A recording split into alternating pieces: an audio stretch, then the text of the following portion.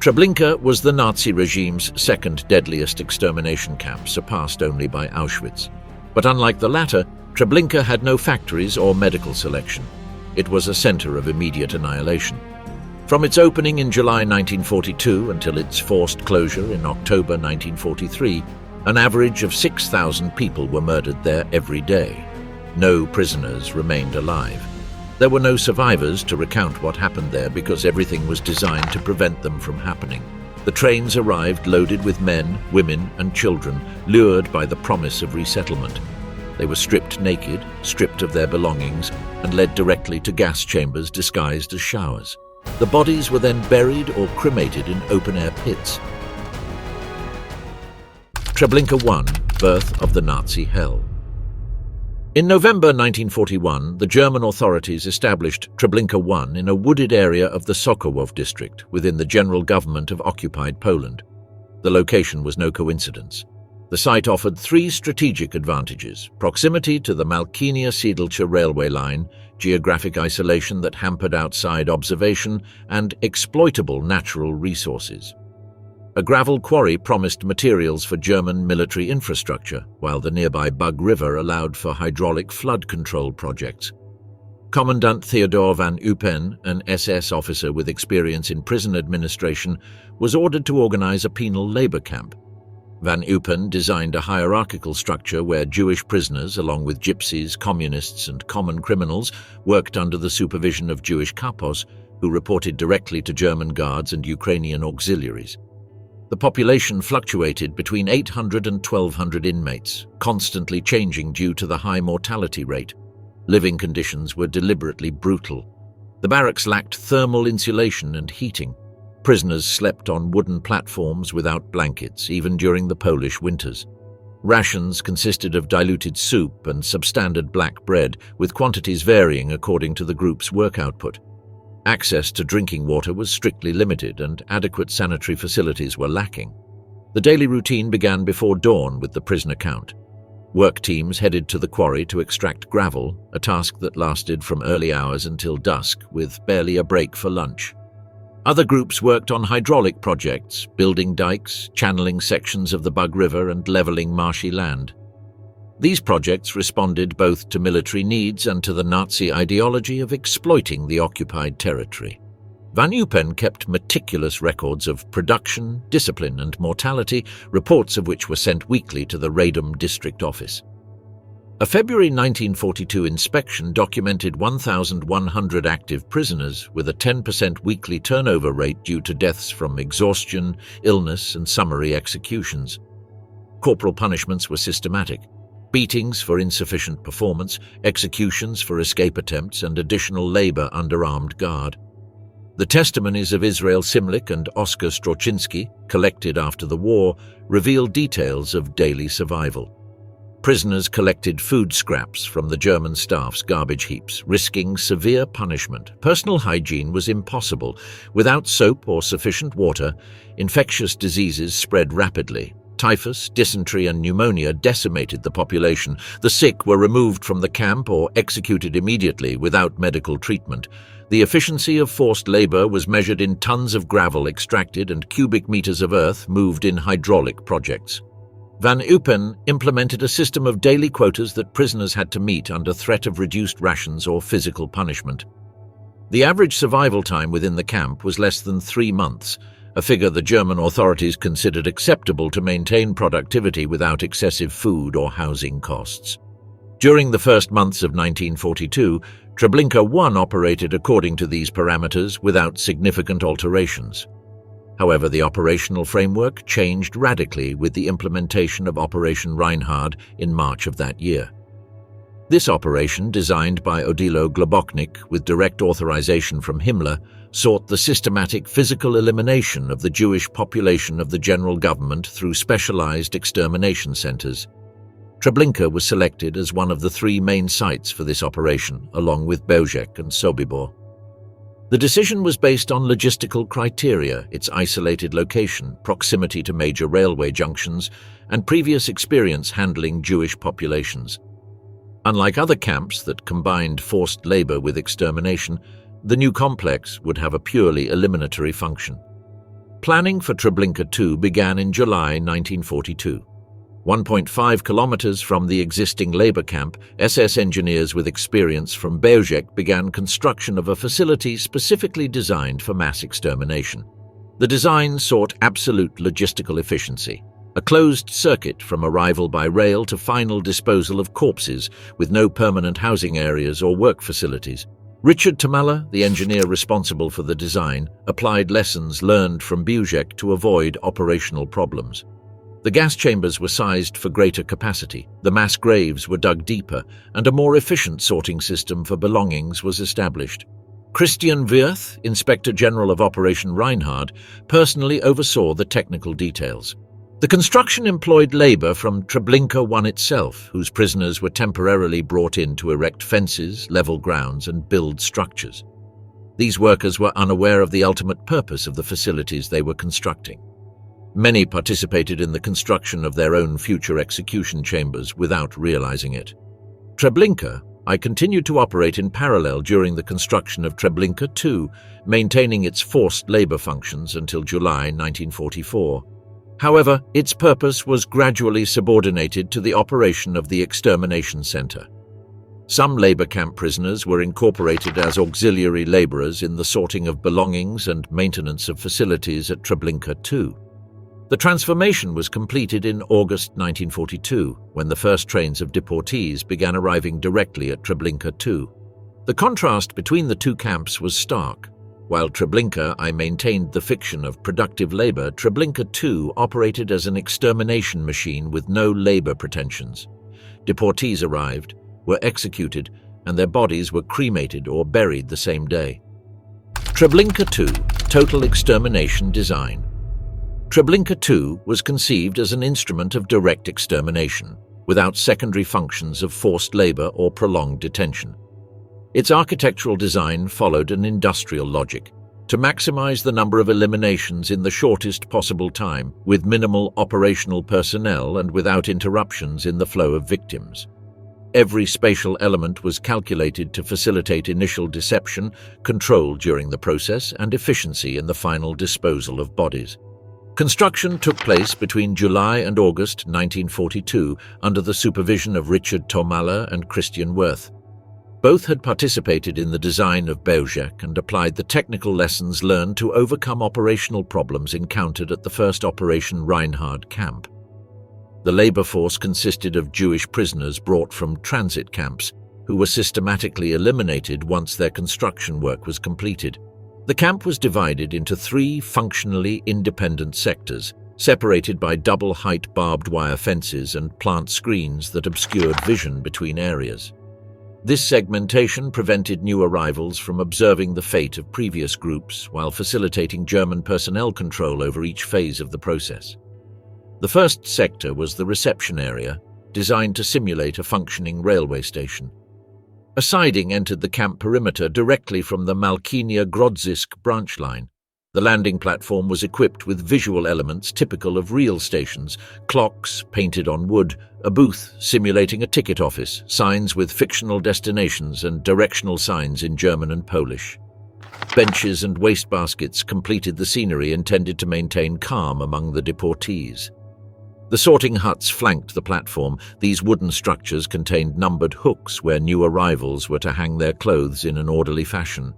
Signs read, "Remember the number to retrieve your belongings after bathing."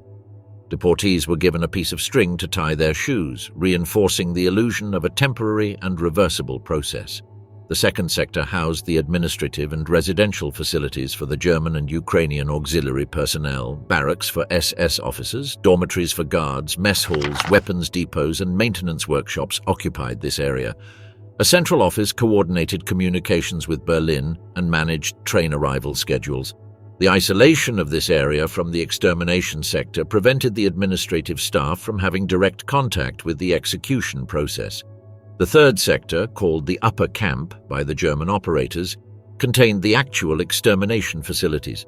Access to it was restricted to specialized technical personnel and members of the Sonderkommando. Additional fencing and permanent armed guards ensured that no deportee could retreat once they entered this area. The connection between the reception area and the extermination sector was through the tube, Schlauch, a narrow corridor approximately 100 meters long and 3 meters wide. The walls consisted of barbed wire fences covered with intertwined pine branches, which impeded lateral visibility and any escape attempts. The floor was leveled with packed earth and gravel. The design required continuous linear movement with no possibility of backtracking or detours. Watchtowers flanked the tube every 20 meters, manned by Ukrainian guards armed with rifles and the light machine guns. The corridor ended directly at the gas chamber doors, with no antechambers or intervening spaces to allow for organized resistance. The gas chambers were built in 2 phases. The first building, erected in July 1942, contained 3 rectangular chambers, each 4 by 4 meters in size and 2.5 meters high. The walls were solid brick, windowless, and the roof was hermetically sealed. The metal doors opened outward and had external bolts operated exclusively by German personnel. Mock showers were installed on the ceiling of each chamber, metal nozzles not connected to water pipes, intended solely to reinforce the illusion of sanitation. The interior walls were painted white to simulate a medical or hygienic environment. Small openings in the walls allowed gas to enter from an adjacent engine room. The capacity of these first chambers proved insufficient for the projected volumes of Operation Reinhard. In August 1942, a second building was built with 10 larger chambers, each measuring 4 by 8 meters, with a capacity for 500 to 600 people per session. This expansion allowed for an operational capacity of 10,000 to 15,000 eliminations per day in continuous shifts. The gas-generating engines were located in a separate structure adjacent to the chambers. Initially, captured Soviet diesel engines, probably taken from T-34 tanks, were used. The carbon monoxide produced by these engines was channeled through exhaust pipes into the chambers. Operating the system required specialized technicians to start, regulate, and maintain the engines. The mass graves were dug parallel to the chamber buildings, measuring 50 meters long, 10 meters wide, and 7 meters deep. These pits were designed to hold the bodies produced over several months of continuous operation. Railway tracks connected the chambers to the pits, facilitating the transport of bodies using improvised wagons. The design also included specialized auxiliary structures. The lazaret was a mock infirmary used for the direct execution of elderly, sick, or deported individuals deemed unsuitable for the standard chamber process. An open pit and a machine gun completed this alternative disposal site. The sorting depots occupied large barracks where the deportees' belongings were separated into categories: men's, women's, and children's clothing, footwear, jewelry, money, documents, and religious objects. Sonderkommando personnel sorted these materials under German supervision, packaging them for shipment to Germany as part of the war effort. The camp had its own electrical system, powered by diesel generators, which provided nighttime lighting for continuous operations. Communications were maintained via direct telephone lines with the Lublin District Office and Operation Reinhard headquarters in Berlin. The efficiency of the design was evident in the complete absence of permanent accommodation facilities for deportees. There were no dormitories, dining rooms, or sanitary facilities for the population arriving on the trains. This architectural absence reflects the camp's exclusively eliminatory function.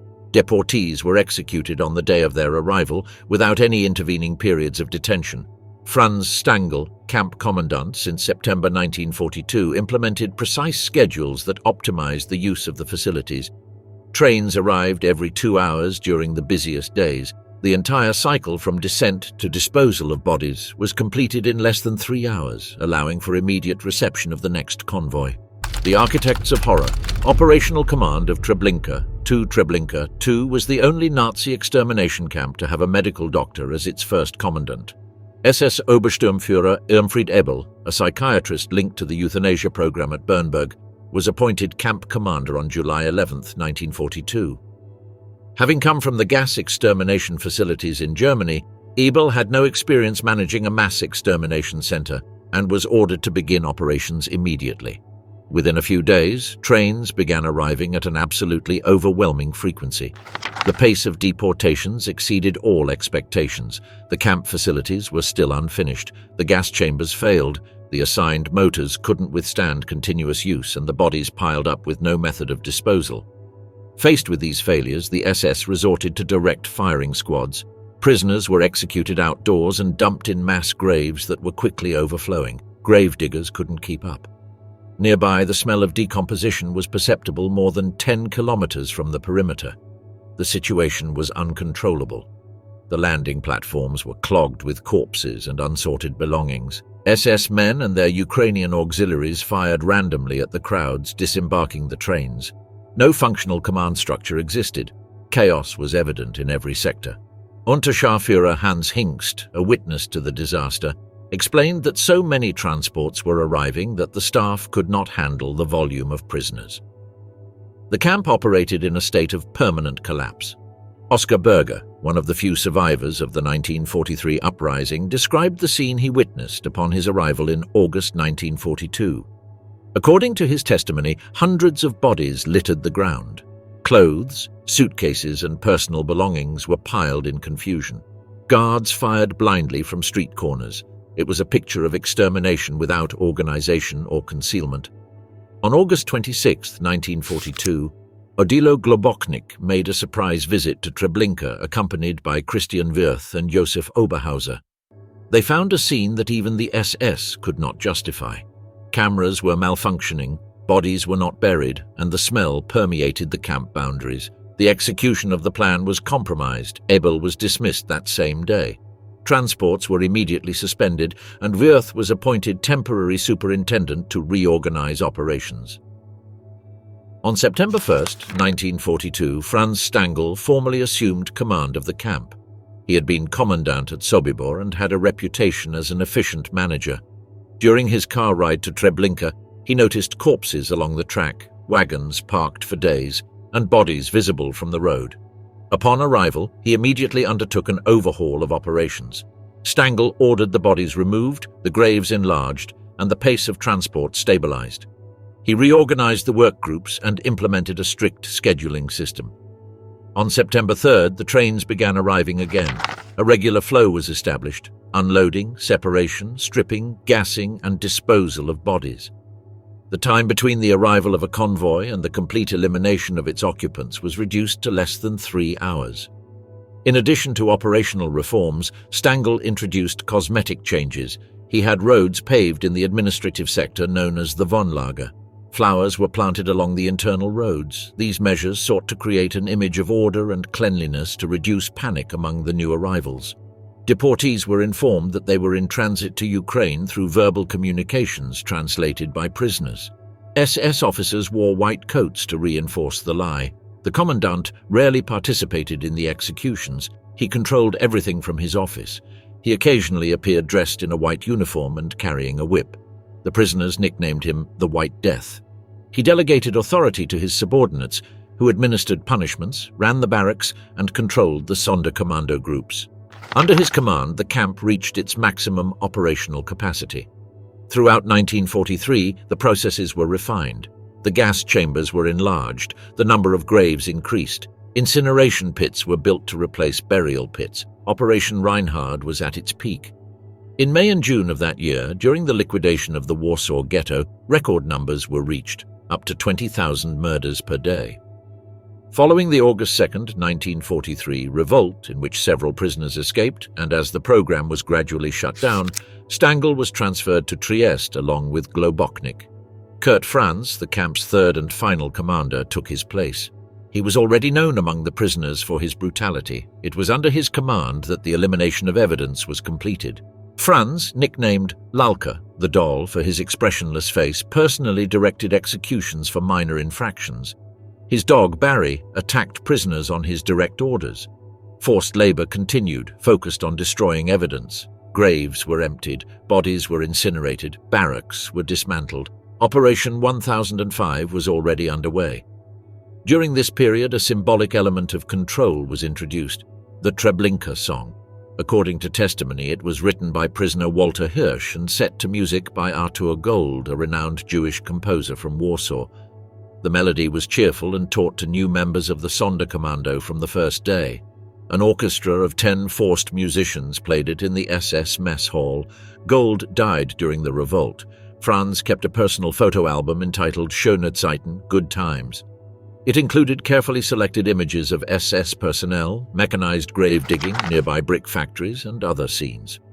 He never included photographs of the gas chambers or executions. The album became one of the few direct visual sources from the camp staff. The operational closure of Treblinka II was officially announced in November 1943. However, dismantling efforts continued for several months. Prisoners from Treblinka I were forced to complete the cleanup and camouflage work. The grounds were ploughed, crops were sown, trees were planted, and a fake farm was set up to conceal all traces of the camp. The operational command of Treblinka II was marked by a rapid sequence of changes, from initial chaos under Ebel to murderous efficiency under Stangl, and finally to a phase of systematic cover-up under Franz. In just over a year of operation, the camp exterminated nearly 900,000 people. Its leadership changed 3 times, but the objective was always the same: to kill quickly without witnesses and without leaving traces. The cycle of horror, transportation, gas, and graves. The extermination process at Treblinka II operated as a synchronized industrial system, with each phase timed and coordinated to maximize efficiency. From the moment the trains pulled into the platform to the final disposal of the bodies, each step followed established protocols that turned mass murder into an administrative routine. The deportees arrived in convoys operated by the Reich railways, using cattle cars converted for human transport. Each car held between 100 and 150 people in extremely overcrowded conditions, without ventilation, water, or sanitary facilities. Full trains carried between 5,000 and 7,000 people per trip. The routes originated from the main ghettos of the general government: Warsaw, Radom, Białystok, Lublin, and from more distant regions such as Greece and the Netherlands. The journey could last from a few hours to several days, depending on the distance and the priorities of military rail traffic. During the journey, many deportees died from asphyxiation, dehydration, or exhaustion. The bodies remained in the carriages with the survivors until they reached their destination. At Malkinia station, the trains were divided into smaller sections to enter the branch line leading directly to Treblinka II. This division was made because the camp's track could only accommodate 15 to 20 cars at a time. The rest of the convoy waited at Malkinia until the first section had completed the unloading and running process. Upon reaching the platform at Treblinka II, the SS personnel and Ukrainian auxiliaries ordered immediate disembarkation with shouts, whistles, and banging. The deportees, disoriented by the journey and weakened by the conditions of transport, were quickly organized into separate lines, men on one side, women and children on the other. This separation, presented as a temporary administrative measure, prevented the organization of family resistance. German officers addressed the new arrivals in several languages, explaining that they were in a transit camp where they would be disinfected before their work relocation to the occupied Eastern Territory. They were instructed to leave their belongings in an orderly manner, remember the car number for later retrieval, and proceed in a disciplined manner to the bathing barracks. Members of the Sonderkommando, Jewish prisoners selected for auxiliary operations, assisted in translating orders and collecting baggage. These men, who knew the true fate of the deportees, worked under threat of immediate death if they revealed information or refused to fulfill their duties. The stripping of belongings took place in the barracks, described above. The deportees had to strip completely naked and hang their clothes on numbered hooks. The Sonderkommando personnel immediately collected the belongings, sorting them into categories for later shipment to Germany. Jewelry, money, documents, and valuables were separated into special containers. After stripping, the deportees were directed toward the aforementioned corridor, flanked by armed guards and members of the Sonderkommando who maintained a steady flow with seemingly routine instructions. Passing through this structure eliminated any possibility of retreat or organized resistance. The daily operation of the facility followed strict protocols established by Stangl. Early in the day, the first train arrived, and after unloading, the empty cars were sent back. While one group was processed in the first chambers, the next group was prepared in the undressing barracks. This time, coordination allowed for continuous operations without significant interruptions. The technical process required logistical precision. The deportees were packed into the available space until they reached maximum capacity, approximately one person per 0.25 square meters. Once the metal doors were closed from the outside, German or Ukrainian technicians activated the motors. The exposure time varied between 20 and 30 minutes, depending on the number of people and the weather conditions. Once all occupants were confirmed dead, the doors were opened and members of the Sonderkommando entered to extract the bodies. This work was done with hooks and ropes, as the bodies were frequently intertwined due to the compression in the confined space. The bodies showed signs of asphyxiation, internal bleeding, and in many cases crushing injuries. The corpses were subjected to a systematic examination. Their heads were cut to collect human hair used in the German textile industry. Gold teeth, dentures, and other metal implants were removed. Body cavities were searched for hidden jewelry or valuables. This material was sorted and packaged for shipment to SS headquarters. The bodies were initially disposed of by burial in mass graves, previously excavated to the specified dimensions. However, the volume of bodies and the climatic conditions caused technical problems. Decomposition gases generated underground pressure that partially forced bodies to surface. In January 1943, on the direct orders of Heinrich Himmler, a system of mass cremation was implemented to eliminate physical evidence of the murders.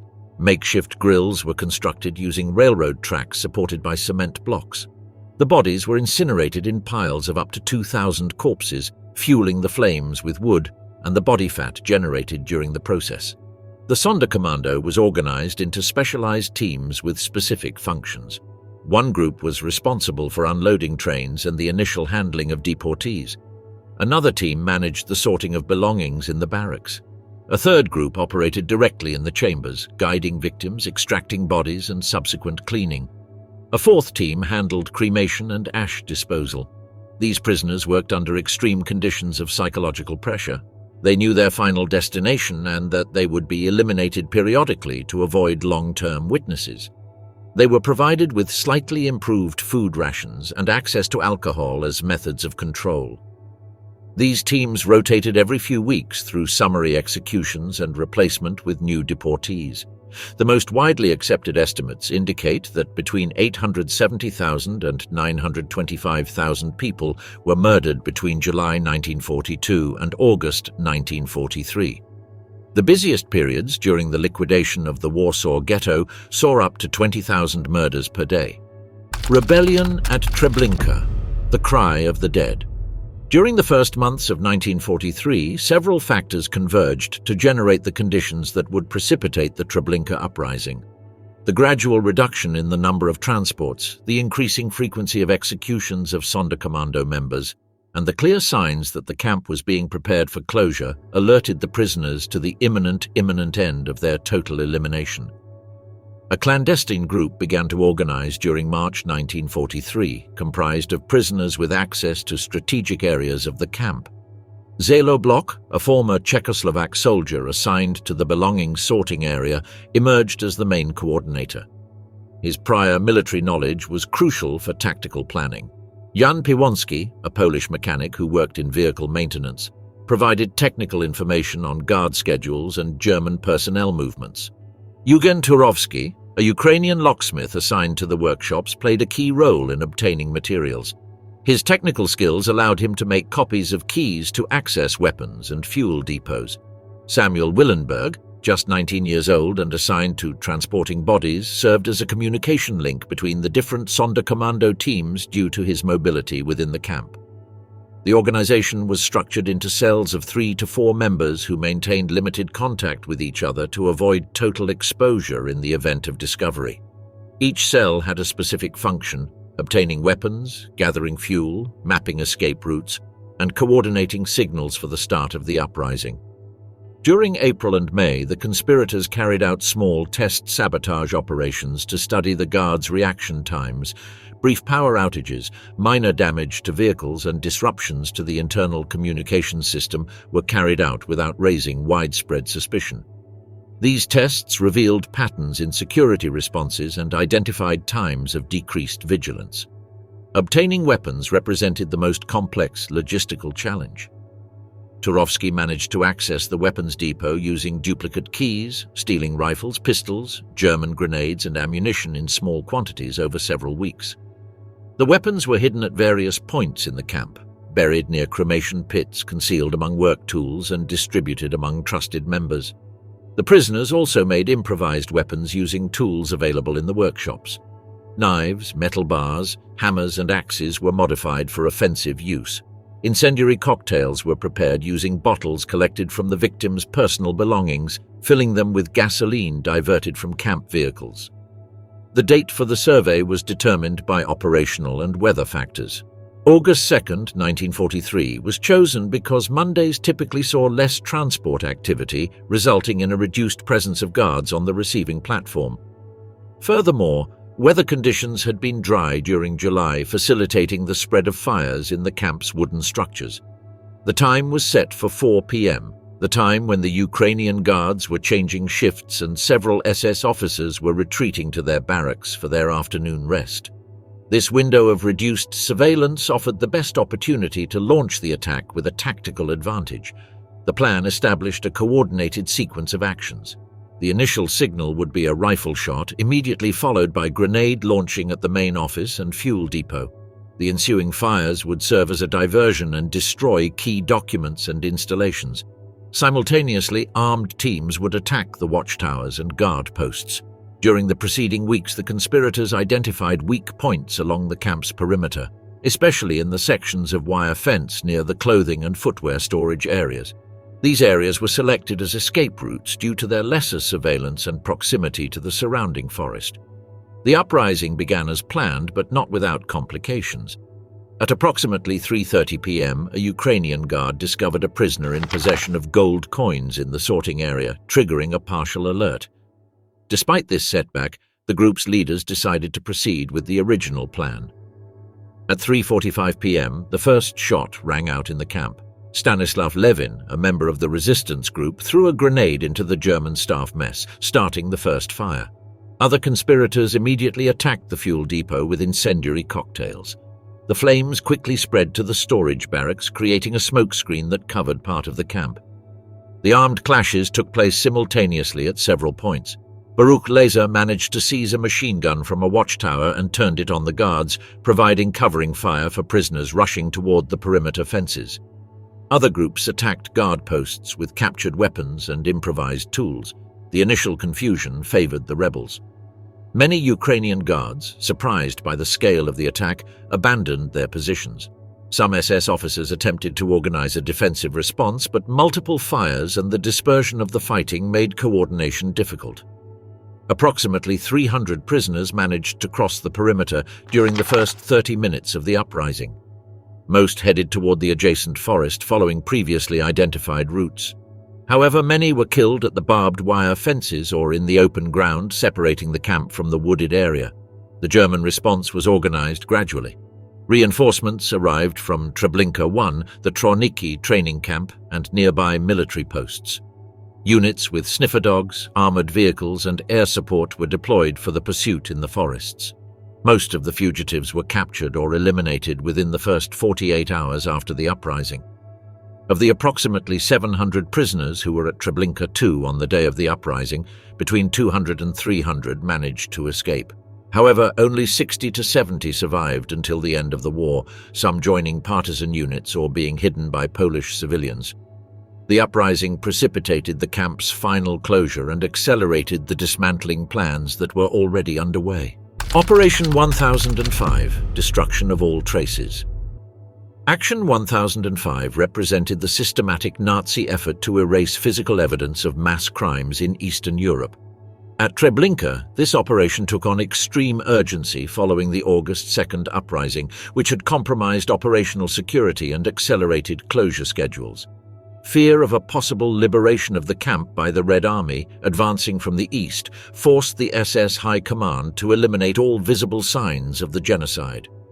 In July 1943, Heinrich Himmler issued direct orders to completely dismantle all the Operation Reinhard camps. The instructions were clear: disinter the bodies, incinerate them, remove all structures, and alter the appearance of the grounds to prevent any further investigation. This order was executed by a special unit, Sonderkommando 1005, led by SS Standartenführer Paul Blobel. This officer had already gained experience in similar operations in Ukraine, where he applied mass cremation techniques in mass graves. Treblinka, which operated between July 1942 and October 1943, became one of the main centers of Action 1005 due to the volume of bodies buried there. An estimated 700,000 to 900,000 people were murdered at the camp, most of them buried in trenches and pits dug into the sandy ground. Sonderkommando 1005 began operations immediately, bringing in heavy machinery, backhoes, cranes, crushing tools and fuel cans. The first tasks involved locating, opening and emptying the mass graves. These pits were arranged in parallel rows, many of them up to 7 meters deep, and contained corpses in varying states of decomposition.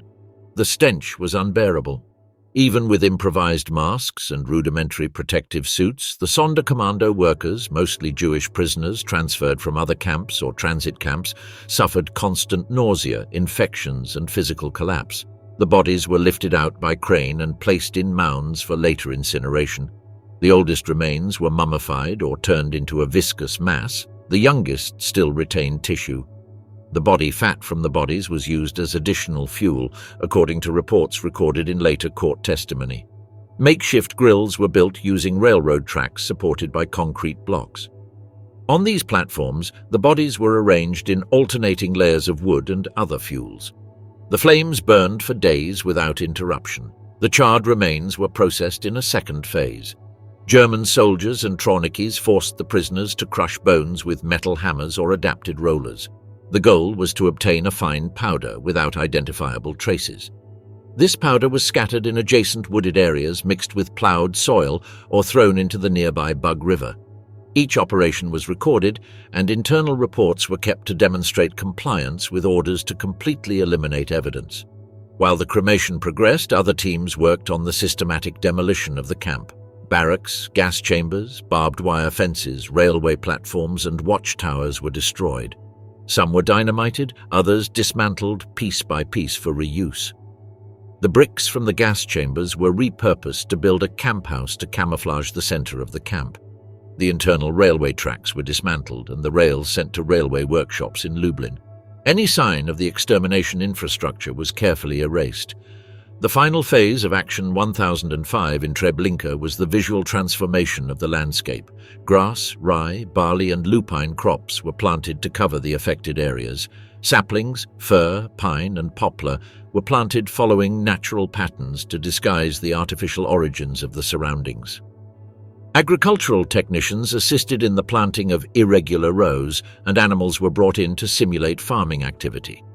As part of the cover, a farm was set up with a living quarters, a corral and a field. This farm was assigned to a Ukrainian collaborator named Strebel, who was installed as a settler in charge of the fictitious agricultural operations. He raised pigs, poultry and grew vegetables under the indirect supervision of the SS. His task was to ensure that the site had the appearance of an abandoned or partially functioning farm, hindering any aerial or ground investigation. German documents indicate that the farm even had a working mailbox. The cover-up was so effective that when Soviet forces reached the area in 1944, they found a field filled with crops with no visible structures. However, subsequent analysis of aerial photographs and testimony from the few survivors allowed them to partially reconstruct the original layout of the camp. Some bone remains and personal belongings were found years later, especially during unofficial excavations or forensic investigations. In late July 1944, Soviet forces began rapidly approaching from the east. In response, the retreating Germans destroyed the villages near Treblinka to eliminate any trace of camp-related activity. As part of this cover-up operation, 761 buildings in Poniatowo, Prostin and Grondy were burned to the ground.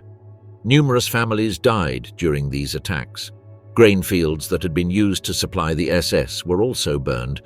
On August 19, 1944, in a final attempt to halt the Soviet advance and destroy the last symbolic remnants of the local presence, German forces dynamited the Prostin church and its bell tower, which had served as a defensive observation point.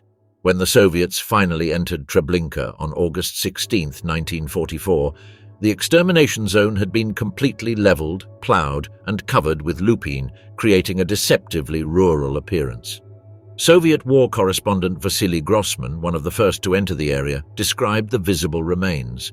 Small pieces of human bone scattered across the ground, teeth, scraps of cloth, papers, broken plates, jars, shaving brushes, rusty pots, cups, and strands of human hair. These material remains, invisible from the air but indelible on the ground, offered mute and disturbing evidence of what had happened there. Compared to other extermination camps, the concealment at Treblinka was the most complete.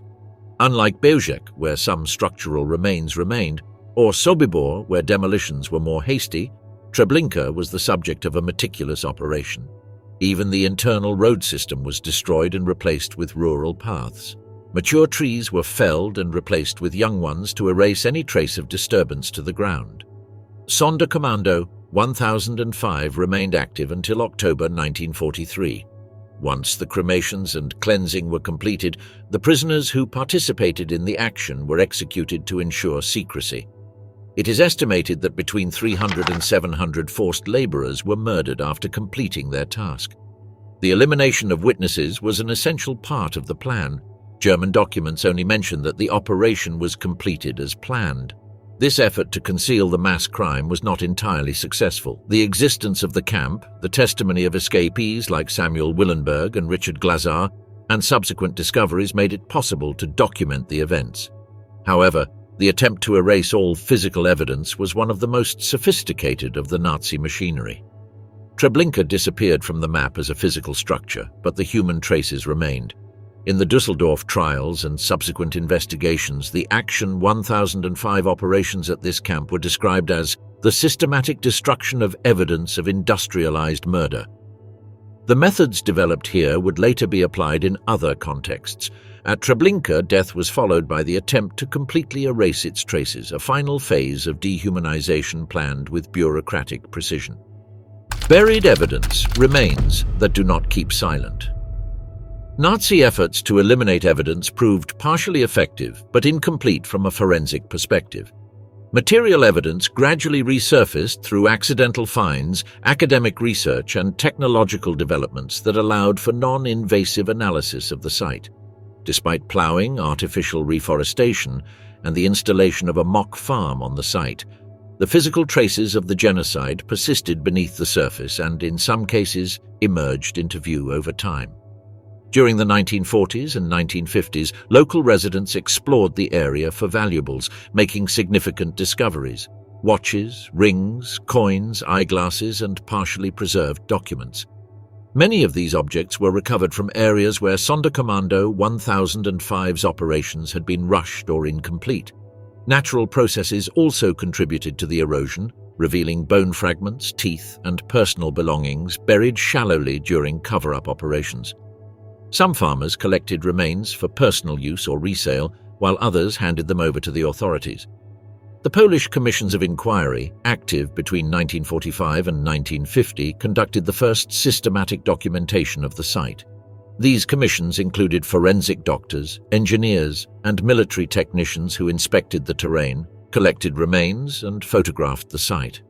They recorded unevenly distributed charred bones, skull fragments, vertebrae, and limbs, with a greater concentration in areas where cremation pyres had been located.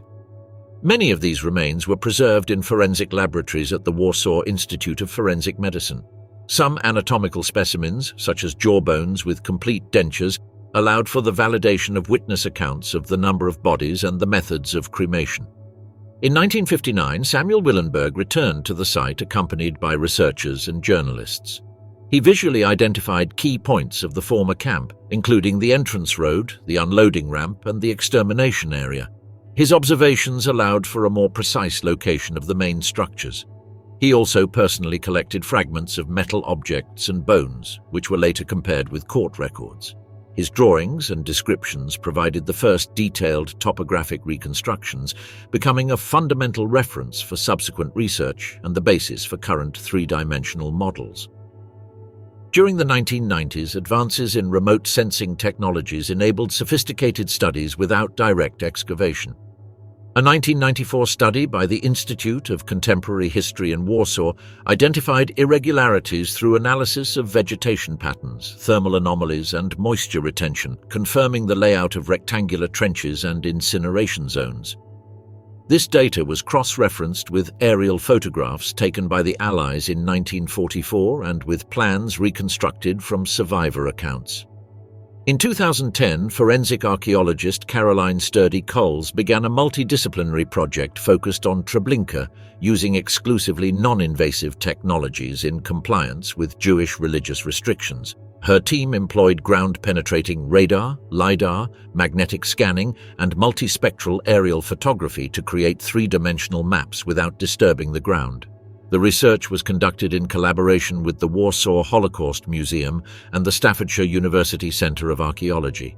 Ground-penetrating radar detected buried rectangular structures with dimensions consistent with historical descriptions of the gas chambers. Digital models revealed at least 3 main structures, each measuring between 8 and 10 meters in length, located in the area identified as the Extermination area, consistent with reports of the chamber expansion in 1942. Areas with a high density of altered mineral material, interpreted as human ashes mixed with sand, were also located. More than 20 additional geometric anomalies were interpreted as possible mass graves based on their shape, depth, and internal density.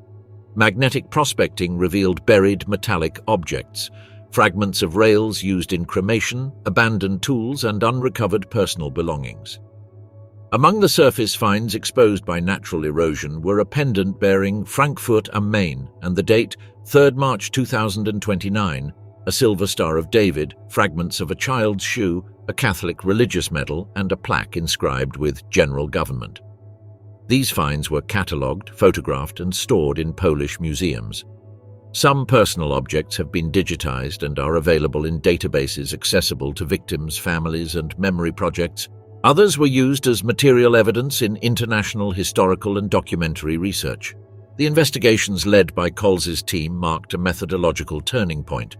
Their respectful and rigorous approach was later adopted in studies of other extermination sites, such as Sobibor, as well as in contemporary scenarios of crimes against humanity in Rwanda, Bosnia, and Iraq.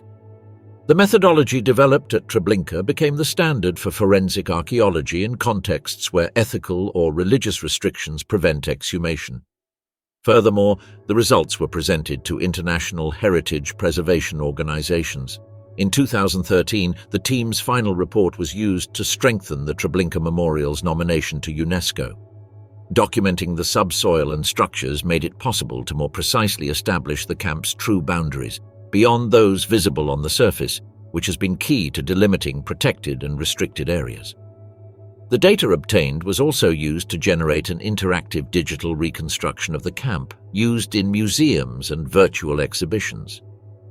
This educational tool allows visitors to digitally explore the site as it existed between 1942 and 1943, integrating geophysical maps, survivor testimonies, and historical documents.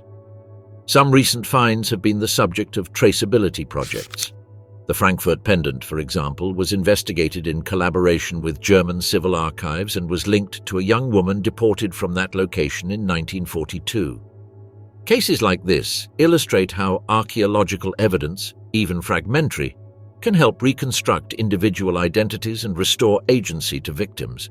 In legal terms, archaeological evidence has been used to refute denialism and reinforce oral testimony. Although the main trials took place decades earlier, some of the data obtained has been presented at international conferences on Holocaust remembrance and in judicial training courses on war crimes. Treblinka is cited as a paradigmatic example of a camp without visible structural remains that nevertheless has verifiable material traceability. Taken together, the material evidence from Treblinka confirms and validates the descriptions given by survivors. The detected dimensions, relative locations, density of human remains, and nature of the objects found coincide remarkably with the accounts collected in court proceedings. This cross-referencing of sources makes Treblinka an emblematic case of how archaeological science can support testimonial memory. Despite the meticulous attempt to erase all traces, Treblinka continues to speak from underground. not with walls or ruins, but with fragments, densities, and voids detected by waves and scanners. The dispersed materiality of the crime, once buried, emerges as evidence. History left traces, science found them, and memory sustains them. German justice, trial against the SS command. The prosecution of those responsible for Treblinka unfolded over more than 3 decades, constituting one of the longest legal efforts related to Holocaust crimes.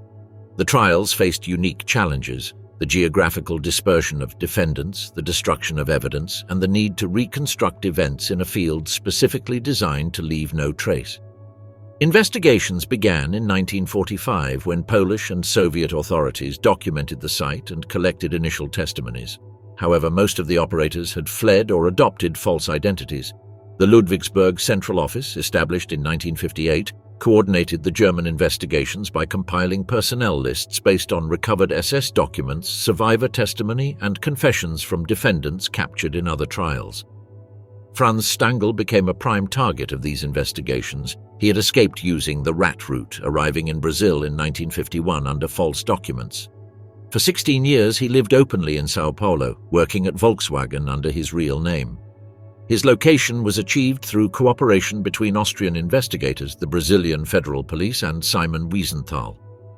Stangl's arrest on February 28, 1967, was carried out without resistance at his workplace. The Brazilian government approved his extradition within 6 months, setting a precedent for international cooperation in war crimes. The trial took place in Düsseldorf between May and December 1970. The prosecution held him responsible for the murder of at least 400,000 people during his time as commander.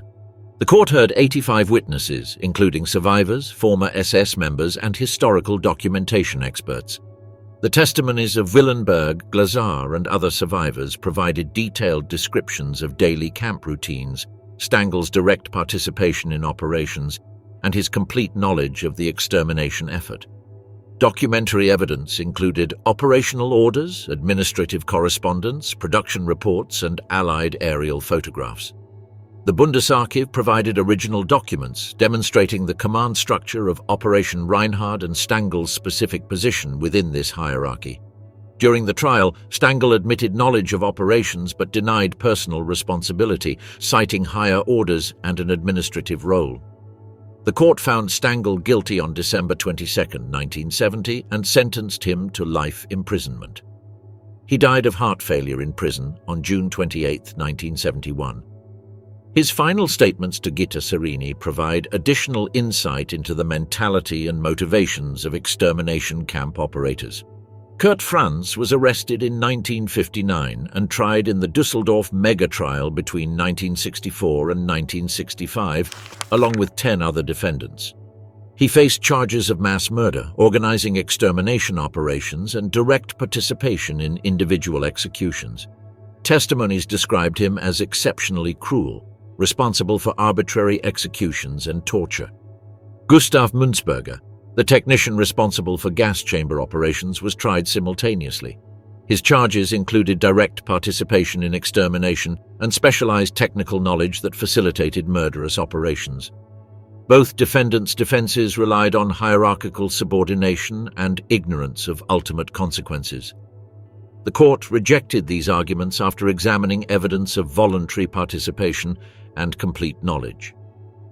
Franz received a life sentence on September 3, 1965, while Münzberger received 12 years. Other defendants in the same trial received sentences ranging from 3 to 15 years, depending on their level of participation. Samuel Willenberg testified in multiple trials, providing testimony of high probative value due to its consistency with documentary records and testimony from other survivors. His handwritten plans of the camp were admitted as key topographical evidence. The trials were based on SS archival materials, personnel lists, duty assignment documents, internal correspondence from the Action Reinhard project, and photographs of logistics units. Allied and Soviet aerial images confirmed the location and dimensions of buildings mentioned in testimony.